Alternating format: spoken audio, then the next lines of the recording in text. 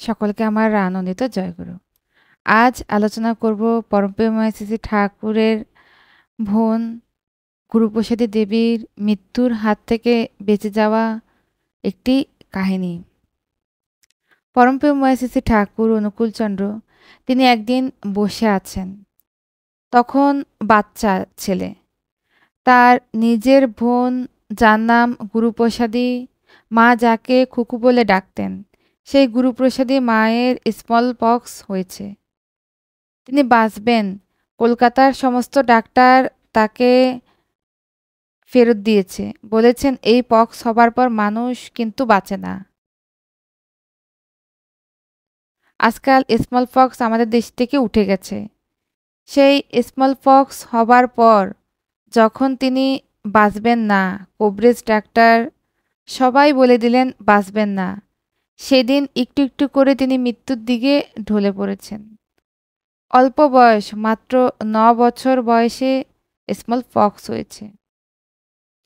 মরে যাবেন মাতা মনমোহিনী দেবী, শ্রী শ্রী ঠাকুর অনুকূলচন্দ্র জননী, তারই পেটে অনুকূলচন্দ্রকে তিনি আশ্রয় দিয়েছেন। শ্রী শ্রী ঠাকুর অনুকূলচন্দ্র মাতা মনমোহনের কোল আশ্রয় করে পৃথিবীর বুকে এসেছে।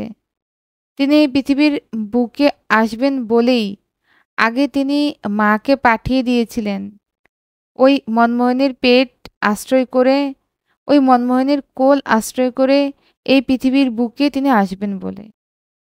তার ক্ষেত্র তিনি নির্মাণ করেছিলেন। প্রার্থনায় শ্রী শ্রী ঠাকুর তিনি বসে আছেন প্রাতে। মাতা মনমোহিনী দেবী শ্রী ঠাকুর জননী তিনি এসে বলছেন, অনুকূল তুই আমার পেটে হয়েছিস। বলছে হ্যাঁ। মা শোনো, অনুকূল আমার মেয়ে বাঁচবে না, ওর পক্স হয়েছে, মারা যাবে, ডাক্তার বলে দিয়েছে। আমি বলছি, তোর দিকে আঙ্গুল তুলে বলছি, তুই আমার মেয়েকে বাঁচা দেখি। মাতা মনমোহনের কোল আলো করে অনুকূলচন্দ্র যেমন এসেছেন, তেমনি গুরুপ্রসাদী মাও জন্মেছেন।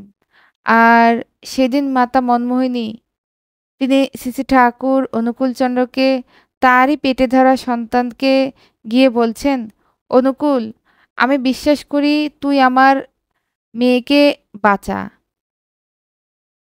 সেদিন বলেননি তোর বোনকে বাঁচা। তিনি জানেন পুরুষোত্তম শ্রী শ্রী ঠাকুর অনুকূলচন্দ্রকে তিনি পেটে ধরেছেন।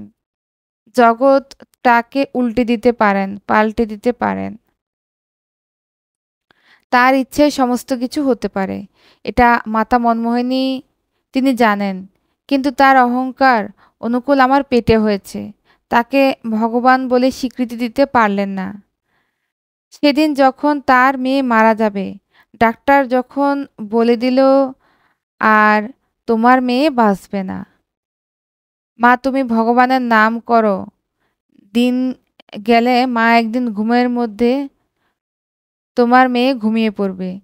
সেদিন মনমোহিনী দেবী অনুকূলচন্দ্রকে গিয়ে বলছে, অনুকূল তুই আমার মেয়েকে বাঁচা। শ্রী শ্রী ঠাকুর তিনি তার মাকে বলছেন, মা আমি বলছি তোর মেয়ে বাঁচবে। সেদিন বলেননি মা তোর মেয়ে আমার বোন বাঁচবে, বলেননি সেদিন, কারণ তিনি পুরুষ।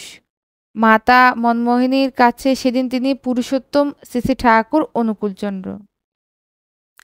এই হয়েই তার গর্ভধারিণী মাকে বলছেন, মা তোর মেয়ে বাঁচবে, আমি কথা দিচ্ছি তোর মেয়ের কিচ্ছু হবে না।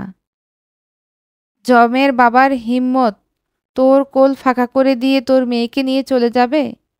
তিনি বারে বারে আসেন, বিভিন্ন অবতারে আসেন। তিনি কেন আসেন, কি জন্য আসেন, এই পৃথিবীর বুকে তার আসার উদ্দেশ্য কি?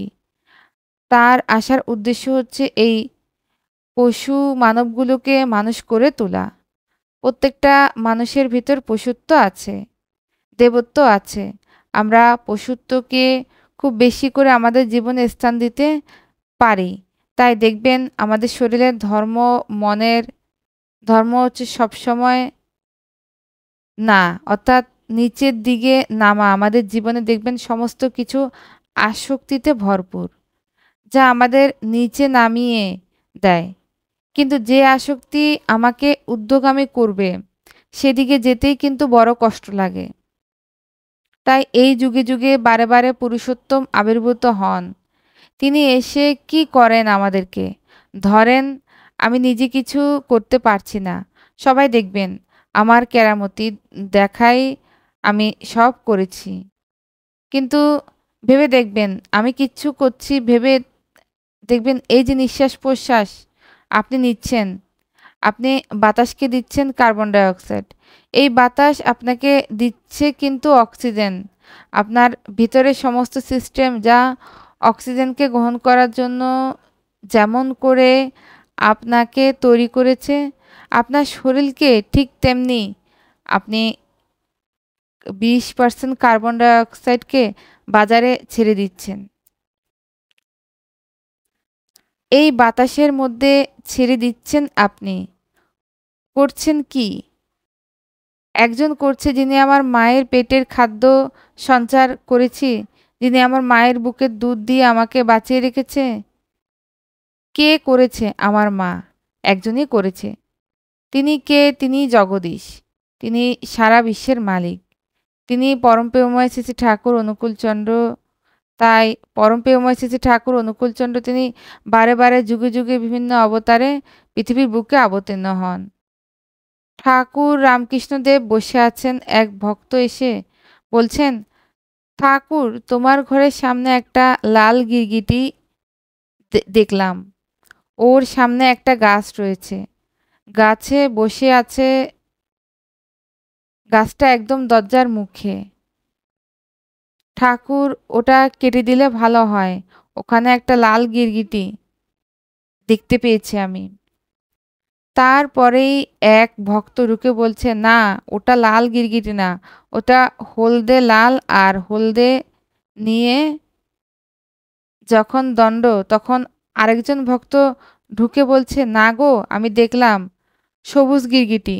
তিনজনে মিলে যখন দ্বন্দ্ব, লাল সবুজ হলুদ, তখন শ্রী রামকৃষ্ণদেব বলছেন, দেখো বাবু, ওটা গিরগিটির মাঝে মাঝে রং পরিবর্তন করে। তুমি লাল দেখেছো, তুমি হলুদ দেখেছো, তুমি সবুজ দেখেছো, কেউই ভুল দেখনি।